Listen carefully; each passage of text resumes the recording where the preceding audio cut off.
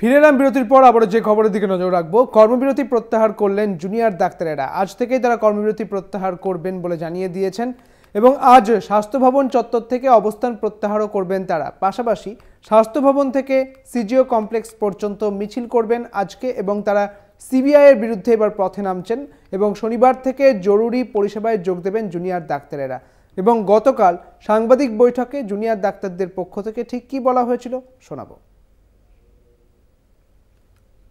এই লড়াই সুপ্রিম কোর্টের অন্দরে যেমন চলবে, ঠিক সেই রকমই আমাদের রাজপথে আমরা যে অন্যায়ের প্রতিবাদ রেখেছিলাম সেই পথও থাকবে। সেই জায়গা থেকেই আমরা কালকে স্বাস্থ্য ভবন থেকে সিজিও কমপ্লেক্স অভিযানের ডাক দিয়েছি বিকেল 3টায়। যারা এই বন্যা কবলিত জায়গাতে মেডিকেল ক্যাম্প থেকে শুরু করে ত্রাণ শিবির থেকে শুরু করে তাদের সাহায্যে যা যা প্রয়োজনীয় পদক্ষেপ নেওয়া দরকার, West Bengal junior doctors front আগামীকাল থেকে এই কর্মসূচি শুরু করছে। কলেজের বুকে যে অচলাবস্থা চলছিল, আমরা মনে করি এই ডাইরেক্টিভ পাওয়ার পর এবং আমাদের দাবি দাবার একটা অংশ এবং ন্যায় বিচারের দাবিতে আমাদের যে আন্দোলন চলছে, সেই জায়গা থেকে সিজিও অভিযান যেমন হচ্ছে, সেই জায়গা থেকেই আমরা পরিষ্কার সাধারণ মানুষের উদ্দেশ্যে কথা বলতে চাই। আমরা এসেনশিয়াল সার্ভিস পরিষেবা শনিবার থেকে জুনিয়র ডাক্তারদের পক্ষ থেকে আমরা শুরু করছি।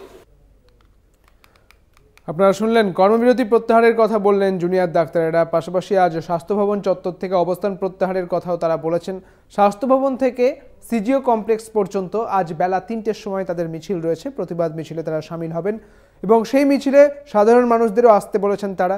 শনিবার থেকে জরুরি পরিষেবায় যোগ দেবেন জুনিয়র ডাক্তারেরা। পাশাপাশি আপনারা জানেন যে পুজোর আগেই প্লাবিত হয়েছে গোটা বাংলা এবং বিভিন্ন জায়গায় যে বন্যা কবলিত এলাকা, সেখানেও তারা যাবেন।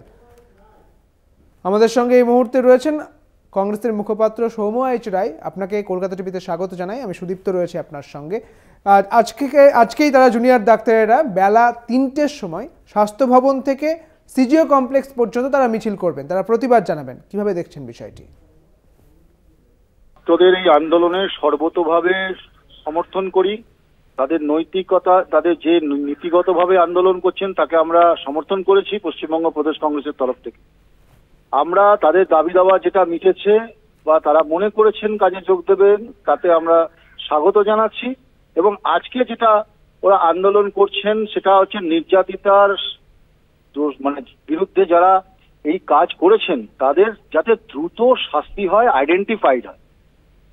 তদন্তের নামে যদি দীর্ঘসূত্রিতা বা গড়িমসি হয়, সেটা যাতে না হয়, তার জন্য যদি কেউ আন্দোলন করেন সেটা তো ঠিকই আছে, কোনো অসুবিধা নেই। সৌবাবু, তৃণমূলের পক্ষ থেকে বলা হয়েছে যে ডাক্তারেরা এতদিন পরে বুঝতে পারলেন যে এই যে মামলা চলছে তা সিবিআই এর হাতে। দেখুন, তৃণমূলের কথা বাদ দিন, তৃণমূল তো অনেক কিছুই বলেছে। তৃণমূল এখন গা ঝেড়ে ফেললে তো হবে না। তা তৃণমূলের কাছে তো 4 দিন তদন্ত ভারটা ছিল, তারা কি করেছেন? তাদের পুলিশের কীর্তি এবং অপকর্ম তো সারা পশ্চিমবঙ্গের মানুষ জানে। ফলে এইসব কথা বলে উদরপিণ্ডি বুদর ঘরে না চড়িয়ে নিজেদের কাজটা যদি ঠিকমতো করতেন তাহলে সিবিআই কে ডাকতে হতো না। আদালত স্বতঃপ্রণোদিত ভাবে সিবিআই কে ডেকেছে, কোনো খুশিতে নয়, আনন্দে নয়। কলকাতা পুলিশ পারেনি তাই ডেকেছে, তো সেই জবাবটা তো তৃণমূলকে দিতে হবে, তার সরকারকে দিতে হবে। বেশ, অনেক ধন্যবাদ আপনাকে। আমাদের সঙ্গে ছিলেন কংগ্রেস নেতা সৌম্য এইচ রায়।